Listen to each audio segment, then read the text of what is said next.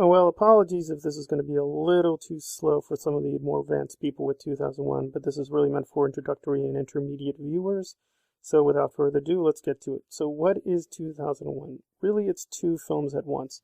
It's a conspiracy thriller, and it's a mythic documentary about the search for God and or alien intelligence. If you go back to the original version of the script, Kubrick gave a very much more clear kind of conspiracy narrative with a voiceover explicitly saying that there was a lot of Cold War slash colonial politics occurring in this very dystopian future, but he pulled out the dialogue. If you look closely, he only has no voiceover in 3 films. For the most part, he does rely on voiceover, but for 2001, he decided to get rid of it, as well as with a lot of dialogue, which I think has ended up confusing people.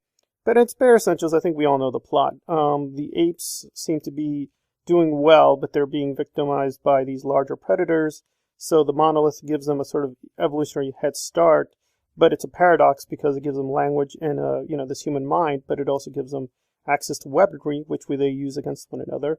And then the match cut happens, which we jump a huge amount of time, but man's essential nature has not changed. He's still fighting for resources. There's competition between the Soviet Union and America, Germany, and these other countries.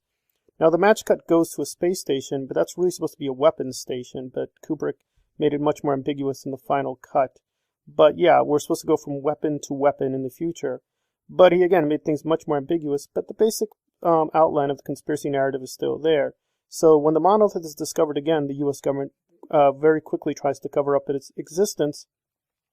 And he's also simultaneously making all these kind of ironic, kind of black comedy observations that even in the future people are obsessed with, the minutiae of space travel, calling their relatives, and so on and so forth. So all these technological advances have not really improved mankind's kind of basic biological structure. So we see Floyd trying to cover up the monolith, and they obviously don't succeed because it's much more powerful than them. And then the narrative jumps to Bowman on the Discovery and what's going to go on between them and Hal. Now, Hal's breakdown is genuinely a paradox. We don't really know what happened. Either Hal was told explicitly to kill the astronauts to keep the monolith a secret, and or he just had a kind of breakdown in his programming because he makes a simple mistake. If you look very closely at the chess game, he actually does make a very simple mistake, but it presumably had a systemic effect on his system, and that's why he chooses to kill the astronauts. Of course, we know that they survive. One of them dies, but Bowman lives, and he lives to defeat Hal. Now, he doesn't kill Hal. A lot of people think he destroys Hal. He just shuts him down. But then he makes his discovery of the monolith, and this is, I think, where interpretations are very much clashing in terms of, well, what exactly is going on? Well, he enters the Stargate, and he ends up in this weird 17th century room, and people are wondering, well, why is this happening, and how is he able to look at himself because he ages rapidly, and then he turns into an old man, and then he touches the monolith. Now, most people kind of know what happens afterwards. He becomes transformed into the Star Child. So the early portion is the monolith transforms, apes into men, and then the monolith transforms men into a Superman at the end. But the sort of final concluding section still confuse people. I think the way to solve the kind of paradox with Bowman is pretty simple. Bowman has basically either been cloned or there's kind of alternate realities going on. So when he sees himself aging in the room, we're looking not at one Bowman in 2 different time periods, but 2 different Bowman. So Bowman 1 is looking at Bowman 2.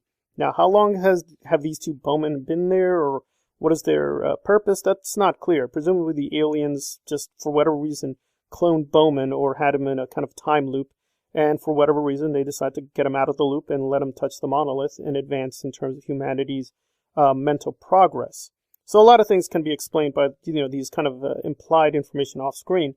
And we do have some evidence, like Kubrick did actually create the aliens, but at the last minute decided not to use them. He wasn't impressed with the special effects. He thought anything that sort of was remotely anthropological would be too disappointing to the audience. So we never see the aliens up close. We only see them sort of like by their implied effects on the narrative, but that's what's occurring. The aliens are somehow experimenting with Bowman, but they're allowing him to become a Superman.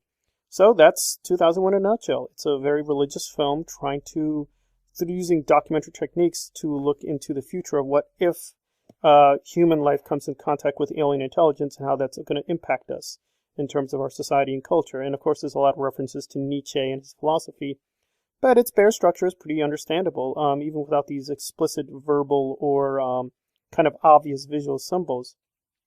let me just make some final remarks to sort of clarify, I think, some of the added confusion, because color for Kubrick works very differently than other directors, whereas most directors use black to signify darkness or death or things like that. Black for Kubrick is actually a positive color. It signifies searching or life or mental activity, but white signifies death or the loss of meaning, things like that. So the early scenes when we see all these people in white corridors and these white space stations, we're not supposed to think they're in a healthy environment, but quite the opposite, that they're in a kind of death-filled environment, but they don't recognize it. There's also some interesting puns he uses with the visual style, because if you look closely when these so-called early sections with the ape creatures, they're staring at the camera. You know, at various points in time, the characters look directly into the camera, so they're sort of breaking the fourth wall, and he's sort of, again, emphasizing that this is a film. This has never been more than what it is. It is a fictional reconstruction of a certain myth he has created, but you're never supposed to take it for granted that it is a realistic, real, true-to-life documentary about space travel. It's just, all the realism is just meant to be in service of this mythic documentary, and the conspiracy narrative is meant to, you know, move the plot along to keep people excited. So that's it in a nutshell. It's basically just a conspiracy thriller / religious film with all these pretensions to be like Nietzsche and thinking through the death of God or the rebirth of God, etc., etc. So to me, it's not as puzzling as his other films like The Killing or The Shining or Eyes Wide Shut, where he would admit that the paradoxes are very powerful and it's very hard to get a single interpretation. But if you're ever puzzled about what 2001 was or is, it's just about the search for meaning of life by encountering a godlike and or alien intelligence. And the plot is basically pointless. It's just meant to get to that philosophical point about expanding our minds and consciousness and moving beyond our current set of concepts of what we think human life is or should be. All right, this has been 2001 Analyzed. If you like the content, please hit the like button and or subscribe below. Thanks for listening.